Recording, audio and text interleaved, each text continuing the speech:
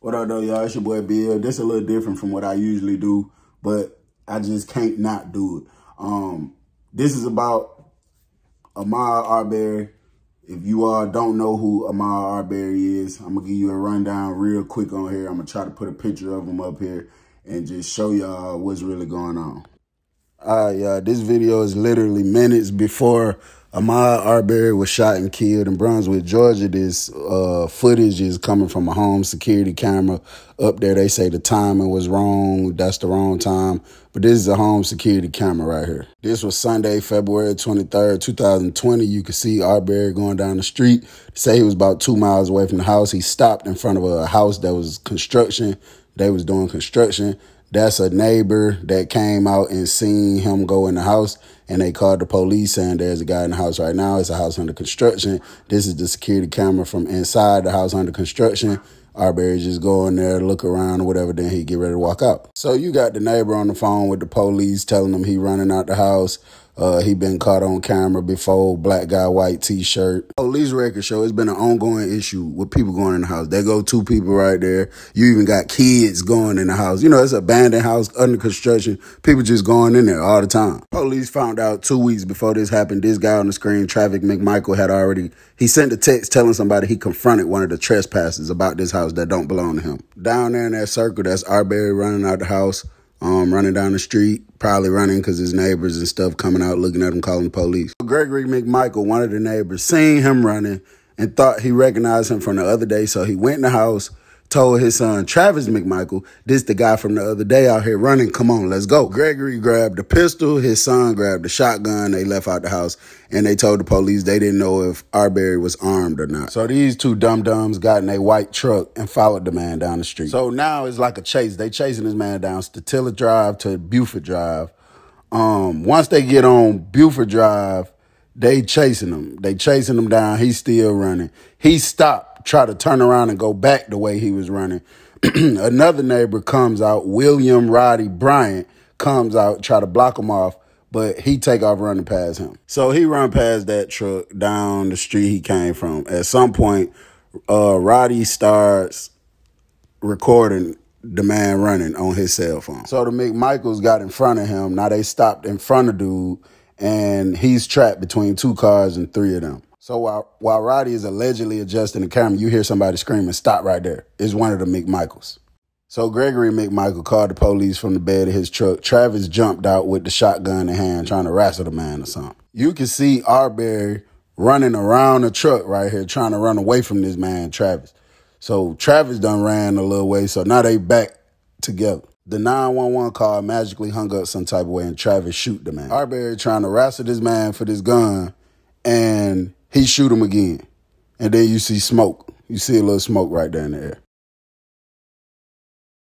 Arbery still trying to wrestle this gun from this man, and then it's a 3rd gunshot go off, and then he collapsed. Then Travis gonna have the nerve to tell the police if he would have stopped, this wouldn't have never happened. You ain't the damn sheriff. Yeah, ain't nobody got to listen to you. That video wasn't released until 2 or 3 months after it happened, and the McMichaels was arrested 2 days after that video was released to the public. Gregory McMichael was 64 years old. His son, Travis McMichael, was 34 years old.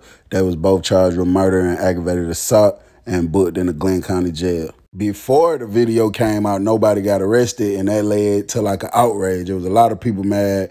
There was a lot of celebrities mad about it. You even had Joe Biden. Even Joe Biden said the incident amounted to a lynching before our very eyes and demanded a transparent investigation. Everybody was pissed off about this. This happened weeks before, you know, the big virus hit, and it seemed like it went totally unnoticed outside the South Georgia community where the 25-year-old man lived and was murdered at. It wasn't until May 5th, 2020, that's when it drew attention nationwide when the actual video of it happening came out. So after the McMichaels got locked up, the FBI decided that the guy who recorded it was a participant too. So they went and locked him up. And then, you know, him and his lawyer tried to finesse it like, well, Mr. Roddy, if it wasn't for him, it wouldn't even be a case. And he talking about he praying for our Arbery family, like trying to make it seem like, oh, I recorded it to like show y'all what's going on. Look out for him. Nah, buddy, if that's the case, why it take 2, damn near 3 months for the video to pop up? Why you ain't show the video? You see, if you trying to do the right thing for the community and you witness a murder, why you ain't right then and there? Oh no, I'm about to take this to the police.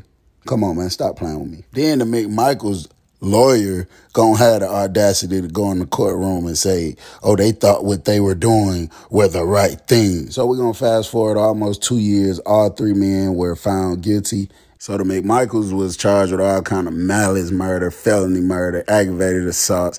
Then they had the audacity to ask the judge if they could go to federal prison because they fear for their life, fear that they'd get killed in a state prison, and they denied it and sent them to state prison anyway. The other dude, William Roddy Bryan, was only sentenced to 35 years. And so even more recently, the McMichaels received another life sentence for committing a federal hate crime. So there's a little site far as Georgia that I know you can look up any inmate. You can see the picture, you can see the charges, you can see what facility at, you can see how much time they got. So I looked up all 3 of these individuals, the McMichaels and Roddy, and none of their pictures show up. It say, sorry, this inmate's photo is not available, and the institution does not show up.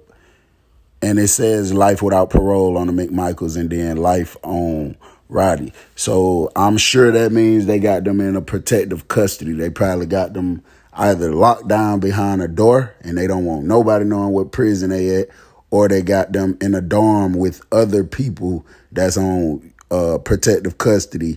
And, you know, they just don't want nobody to know where they at, want nobody to see what they updated pictures look like, so won't nobody do nothing to them.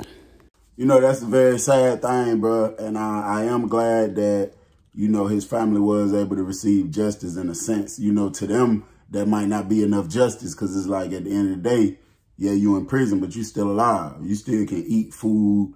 You know, you still can laugh if you want to. You still can go take a shower. They son, they brother, they boyfriend, they cousin can't never do that again. You took his life away from him. And it all boils down to what I stress, bro, decision-making. Now, whether they was racist or not, whatever they had going on, my thing is this. If you is trespassing in a house or whatever the case is, what does that got to do with me? I'm not about to get in my damn car and chase you nowhere. That's not my job. You decided to call the police, describe him, you let the police deal with it. You see what I'm saying? So a decision they made, even though they stressing, oh, we thought we was doing the right thing, they feel like they protecting their community or whatever the case is. That decision you made costed you your life in prison. Y'all already damn near old. So you see what I'm saying? Based off of one decision, I'm sure that when they said, come on, he out there, let's go get him, I'm sure they wasn't thinking, we might spend the rest of our life in prison after this. You know what I'm saying? It all boils down to decision making, bro. So I just wanted to share that with y'all, but I wanted to let y'all know too, man. Be aware of them decisions, bro. You can make any decision and it could take the rest of your life away from you. It's Bill, I'm gone.